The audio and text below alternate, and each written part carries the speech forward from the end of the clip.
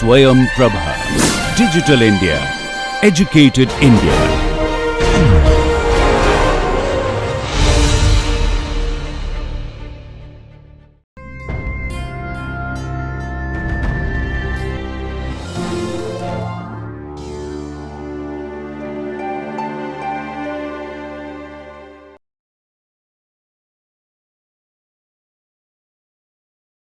Now finally let us find what are the stresses in this cross section.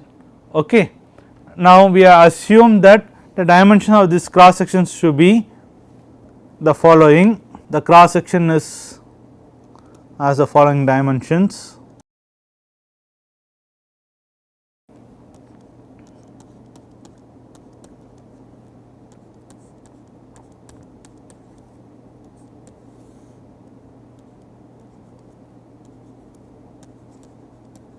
(290), all the dimensions are in mm. So, the first job is to find where the center of this cross section is and the second moment of inertia of this cross section. The centered would be y bar, we have to find center of the cross section and we have to find IZZ about y bar. Okay. So, let us assume that initially the axis is located at these locations and y. Now, I have to find the CG of this section. I have to move this axis from here to some point y CG to z CG, where this is CG of the cross section, and let this distance be y bar. Okay. Then we can see that y bar will be given by area of the bottom, area of this bottom flange, which will be 300 into 10, the center of this from the assumed origin, which the center of this flange from the assumed origin, which will be 10 by 2, plus for the web the area is 290 into 10 into the center of the web from the bottom of this flange, which will be 290 by 2 plus 10. Okay. So, that will be that divided by this divided by the area of the entire cross section 300 into 10 plus 290 into 10 is going to give me 78.73. Okay, that is y bar. Now, to find IZZ, I use the parallel axis theorem.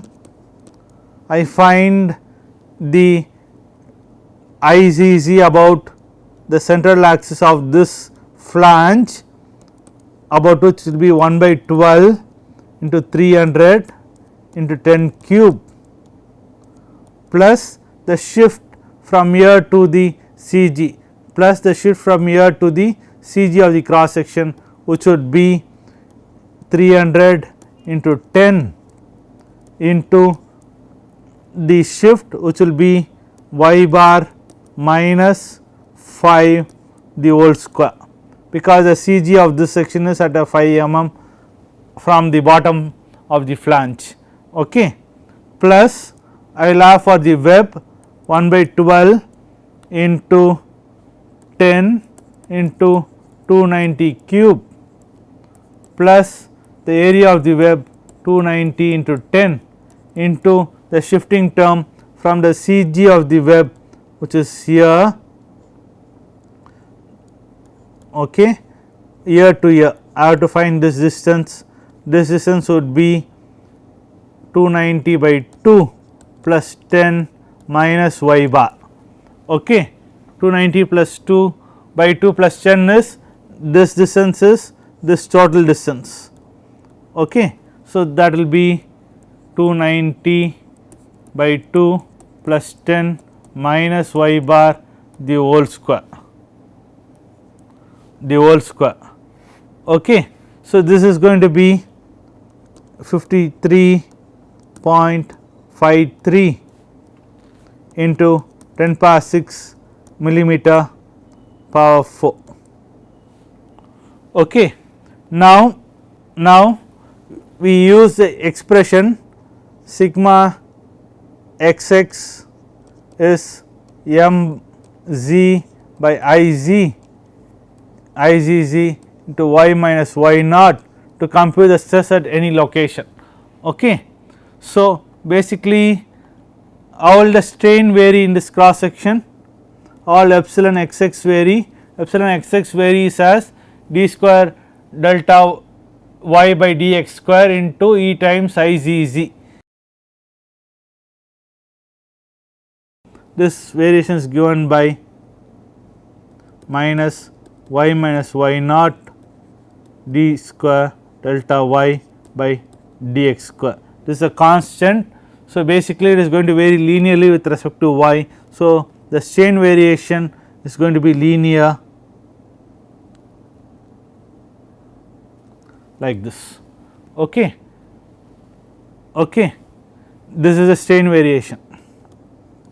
Similarly, the stress sigma xx would vary as mz by izz into y minus y naught. Okay.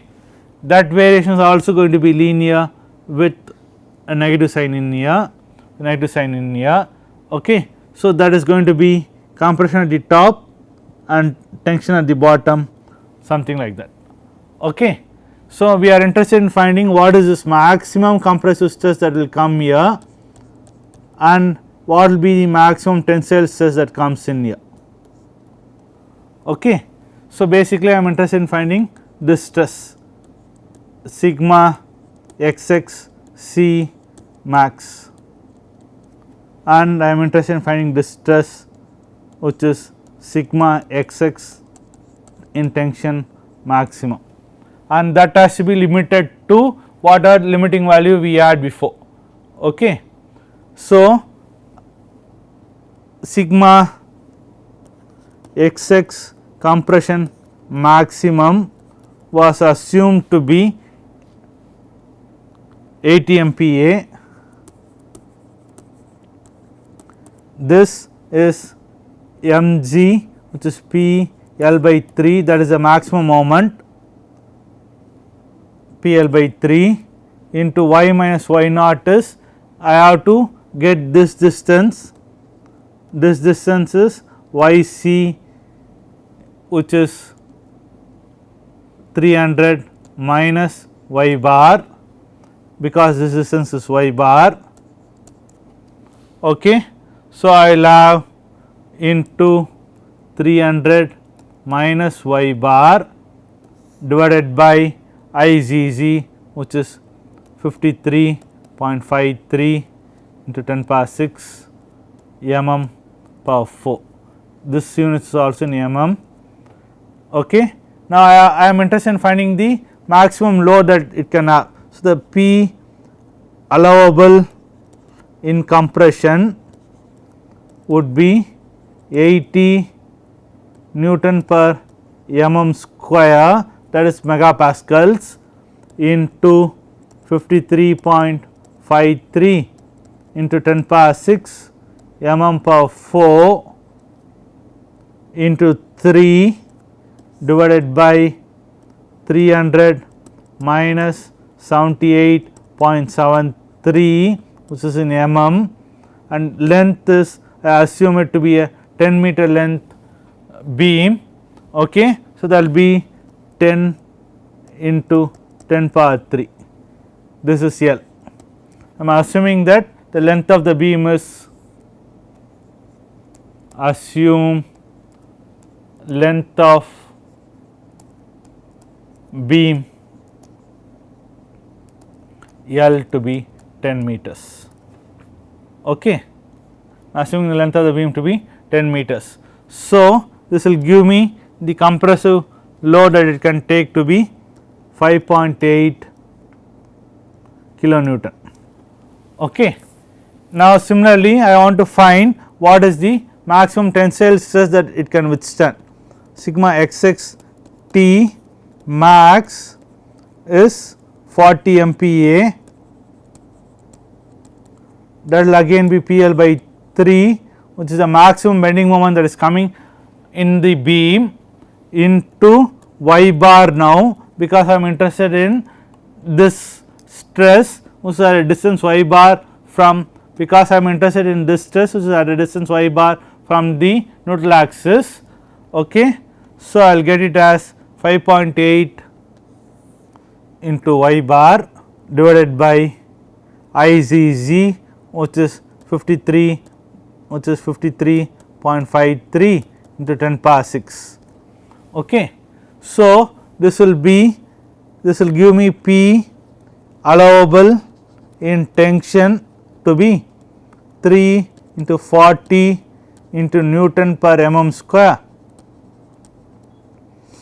into 53.53 into 10 power 6 millimeter power 4 divided by 78.73, which is in mm into 10 power 4, which is the length of the beam in mm. Okay. So, this will evaluate to be 8.16 kilonewton. Okay. So, now you have two load estimates, one is P allowable in tension to be 8.16 and P allowable in compression to be 5.8. So, which is the load that will allow on the beam? The load that will allow on the beam would be the least of these two, which is 5.8. So, allowable load on the beam is 5.8 kilonewtons.